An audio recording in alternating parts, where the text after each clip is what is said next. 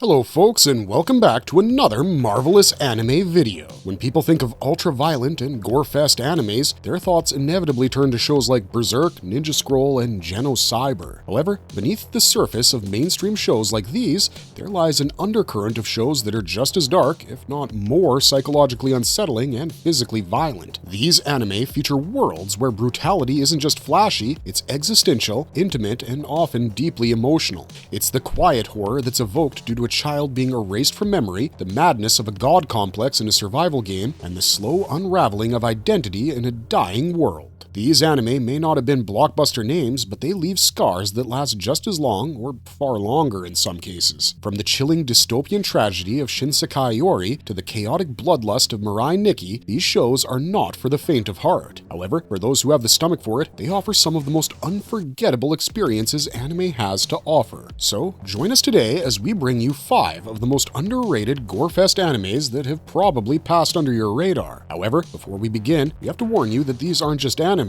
they're psychological scars disguised as stories. Therefore, you must enter at your own peril. Before we get started, we have a very small request. If you like our content, please support us by subscribing to the channel. This is a small click for you, but for us, it means a lot. Thank you. Let's begin. Mirai Nikki. Mirai Nikki is a psychological thriller written and illustrated by Japanese mangaka Sakai Isuno. It would receive a 20-episode-long anime adaptation in 2011 that would take fans through a gory, blood-filled, mind-bending journey. The story follows the life of a shy 14-year-old boy, Yukitaro Amano, who spends his time daydreaming and noting down the events of his days on his mobile phone. One day, Yukitaro realizes that his cell phone has gained the ability to predict the future up to 90 days thanks to the god of space and time, Deus Ex Machina. Following this, he has yet another unexpected revelation when he discovers that there are 11 others just like him who have been granted these future diaries. The goal behind these devices was to pit their owners against each other in a free-for-all battle royale style tournament until only one would be left standing. The prize for the winner would be literal godhood, as they would take over from Deus and become the god of their world in order to prevent an apocalypse that was hinted at. Every person has their own reasons for wanting to claim godhood. Some want to destroy all religion, others want to heal their terminally ill loved ones,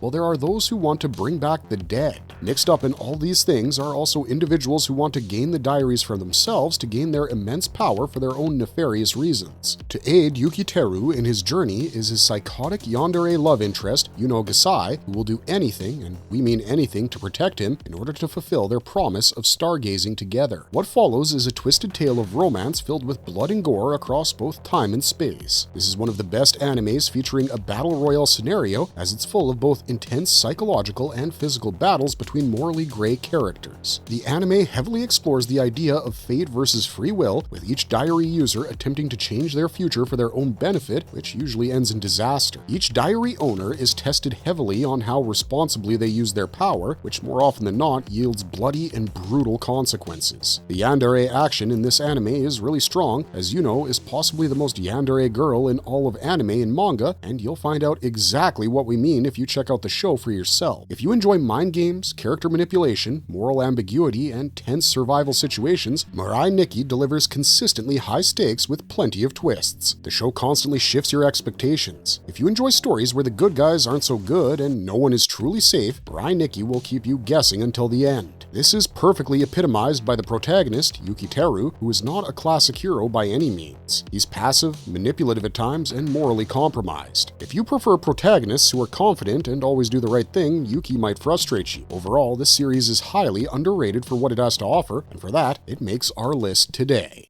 Yami Shibai, Japanese Ghost Stories. Yami Shibai, Japanese Ghost Stories, is a long-running episodic horror anime series that began airing in 2013 and continues to this day. It stands out for its unique storytelling style inspired by traditional Japanese theater and folklore. Every evening at exactly 5 p.m., an old man wearing a creepy mask arrives at the children's park on his bicycle carrying a kami shibai, which is a tool for telling traditional paper drama. Each day, he tells a fresh tale of horror and supernatural mystique that is completely standalone and unrelated to one another. This makes more sense when you translate the words Yami Shibai, which means dark play in Japanese. Each episode presents a self-contained Japanese ghost story similar to urban legends or folk tales. Despite the variety of stories, the presence of the narrator adds a sense of cohesion to the series while hinting at his supernatural origins. The stories are often slow burns, not overtly gory but deeply psychologically chilling, with most of them ending with disturbing ambiguity or twists. The stories range from a woman haunted by her reflection to a child who goes missing after playing hide-and-seek near a shrine. The show uses a Yami Shibai art style meant to mimic old-fashioned paper slide storytelling, which adds to its eerie vintage atmosphere. As of 2025, Yami Shibai has aired 13 seasons with over 130 episodes. While each season varies slightly in theme or tone, they all stick to short, sharp horror storytelling. Later seasons experiment more with surrealism and psychological horror. Yami Shibai, Japanese Ghost Stories, is a niche series, very different from mainstream anime, and it's not for everyone. But for the right audience, it's a creepy, captivating experience. The series is filled with themes like suicide, death, possession, and isolation, and it's most definitely not meant for a younger or more sensitive audience. Yami Shibai is a cult classic among horror anime fans and is a must-watch for anyone looking to scratch their itch for some good, bone-chilling scare pieces. Texhnolyze. This anime is handmade for fans who love decaying dystopian settings like Warhammer 40k, and it's also very reminiscent of the underground city of Piltover from Arcane. Set in the lawless and crumbling underground city of Lux, the plot of this story is centered around a crippled pit fighter called Ichis who's left to die, having had his limbs ripped off after crossing some powerful figures in the city. He's rescued from certain death by a female doctor obsessed with Texhnolyze, which are prosthetics that contain the DNA traces of another human being. This doctor fits Ichis with these custom prosthetics as well, which contain the DNA traces of his mother. Despite this being a revolutionary technology, the side effects from undergoing this process are huge, with many ending up losing their humanity. However, Ichis shows no signs of deterioration, leading to her becoming increasingly attached to him. The city of Lux is controlled by three major factions called the Organo, the Salvation Union, and the Recon. While the three are always at odds with each other, they maintain a tenuous peace that has kept the city of Lux from cannibalizing itself. This quickly changes when a stranger from the surface world arrives in Lux, claiming to be a mere tourist. However, behind his honeyed words and charming demeanor, it's soon revealed he has a more sinister plan set in store for Lux and its denizens. The true intent of this stranger named Yoshi is to sow chaos in Lux, as he views the city as a mere petri dish to experiment on and observe. To do this, he begins to sow lies and deceit amongst the ruling factions, causing an all-out war. Amidst this, a new group of elite individuals called the Class arises,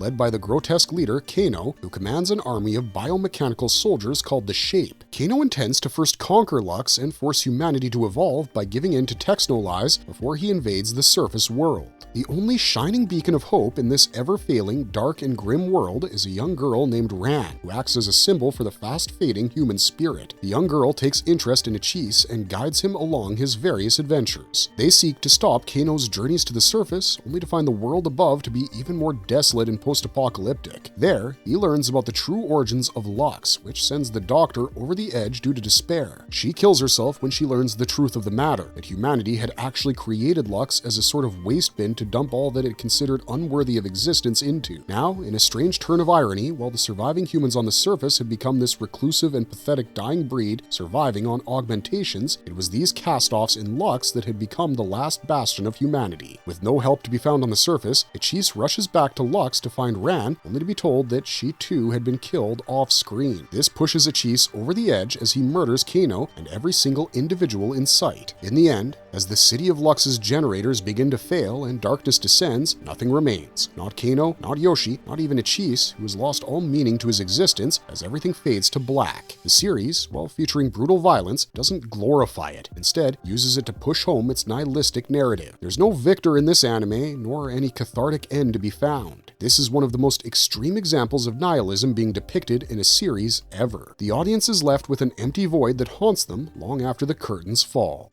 The End of Evangelion. The End of Evangelion from 1997 is much more than a replacement of Death and Rebirth, as it's considered to be the true ending of the Neon Genesis Evangelion series. It's one of the most psychologically intense, controversial, and brutally graphic anime films to have ever been made. The film replaces the abstract and much maligned ending of the original 1995 series with a concrete and cinematically horrifying ending. The film answers the unanswered parts of the anime's endings pertaining to the actual fate of humanity, angels, the result of instrumentality, and the state of the world after the third impact. This film is most definitely not a casual watch, as you need to be prepared for gore, mental breakdowns, sexual trauma, mass extinction, and the dissolution of identity itself. The death of certain key characters, alongside the massacre of nerve personnel, is realistic, shocking, and brutal to behold. The violence, however, is not just there for shock value. It serves a deeper thematic purpose by symbolizing the deconstruction of humanity itself. The movie's infamous hospital scene featuring Shinji early in the movie is deeply disturbing and sets the tone for the rest of the film. Shinji visits a comatose Asuka and masturbates over her. This is meant to highlight the peak of Shinji's psychological collapse filled with loneliness, shame, and self-loathing. While the scene is shocking and controversial, it's crafted very much intentionally to disturb and confront viewers, well, as we mentioned earlier, setting the tone for the remainder of the film. However, his ultimate choice to reject instrumentality represents a choice to embrace pain and individuality over collective comfort.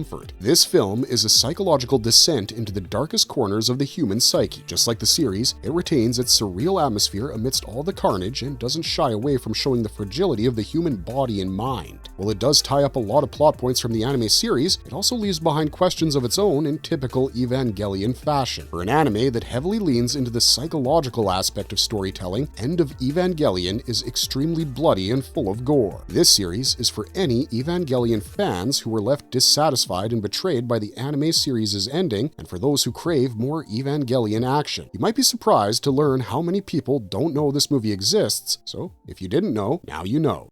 Shinsekai Yori. In 2011, in an alternate timeline to our own, the world has been pushed to the brink of destruction due to the emergence of human beings with psychic abilities called Cantus. Our story begins 1,000 years after these events, where humanity now lives in a veritable utopia with lush green landscapes and an idealistic society. However, lurking not too beneath this veneer of perfection is the dark foundations of this world, built on genetic modifications and social conditioning. The newer generation is kept in the dark about their ancestors' past sins and the true history of mankind, alongside being monitored, watched, and controlled from the shadows. We're told the story through the eyes of one such child, Saki Watanabe, and her friends who dwell in one of these idyllic hamlets called Kamisu 66. While on an unsupervised school excursion, Saki and her friends discover an ancient relic that turns out to be technology from an age long past. It reveals to them fragmented images of the true origins of their powers and the destruction they had caused. This leads to Saki and her friends becoming increasingly disillusioned by their current state of existence as they begin to wonder what exactly is the truth behind this perfect paradise that they live in. As the web of deceit threatens to unravel, the forces there begin to act, leading to us learning about a paradise built on a web of lies, propaganda, eugenics, and altered memories. Its haunting atmosphere accentuates the process of slowly peeling back the surface of a utopian world to reveal its nightmarish foundation. It asks the question about what is considered ethical in the pursuit of maintaining an illusion in the name of the greater good.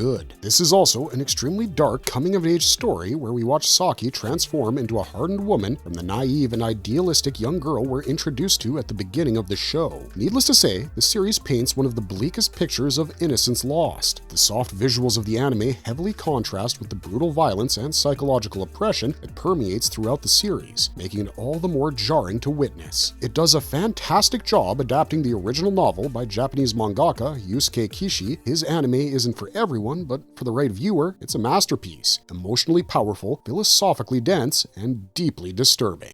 Marvelous verdict. Brutality in anime isn't always about body counts or shock factor, although it is a major part of it sometimes. It's also about the slow rot of innocence, the cost of survival, and the collapse of the human psyche. Shows like Shinsekai Yori, Mirai Nikki, Texhnolyze, and others prove that underrated doesn't mean unworthy. In fact, these shows cut deeper than most mainstream hits ever dare. They force us to question morality, identity, and the fragile boundaries of sanity. They horrify, not just through gore, but through ideas that linger long after the credits roll. So if you're ready to venture beyond the surface to explore anime that doesn't hold back, doesn't play it safe, and doesn't care if it makes you uncomfortable, then these hidden gems are waiting for you. Take Shinsekai Yori. It's not just disturbing because of what's shown, it's because of what's hidden. Children disappear, memories are altered, utopia decays beneath a smiling surface. The horror creeps in slowly until you're suffocating under the weight of societal control, psychological trauma, and moral collapse. Then there's Mirai Nikki, where the violence is louder, more erratic, but no less disturbing. It's a story about desperate people killing to live, all under the twisted gaze of a god. What starts as a chaotic survival game becomes a deeply personal descent into obsession, betrayal, and the blurring of love and madness. Further still, Texhnolyze, End of Evangelion, and Yami Shibai each take a scalpel to the human condition, peeling back layers of civility to show us what's underneath when the rules no longer apply. These shows don't just shock, they scar and challenge you to sit in discomfort as you're forced to witness the fragility of morality and to accept that not every story ends with hope or even closure. These shows might be underrated, but they are also unforgettable. If you've watched any of these underrated gems, let us know in the comments down below. Also, let us know if there's an anime that we missed that you feel would have fit on this list really well. We're sure there's quite a few. Our aim with this video was to open you up to a much larger spectrum of anime that remains largely unknown, especially to the mainstream crowds, and we hope that we've managed to do just that. Thanks for sticking with us to the end of this one. If you enjoyed what you just saw, be sure to check out the rest of our channel where we post daily videos featuring all of your favorite anime and manga. We hope to see you soon in the next one. Until then, stay safe and stay marvelous.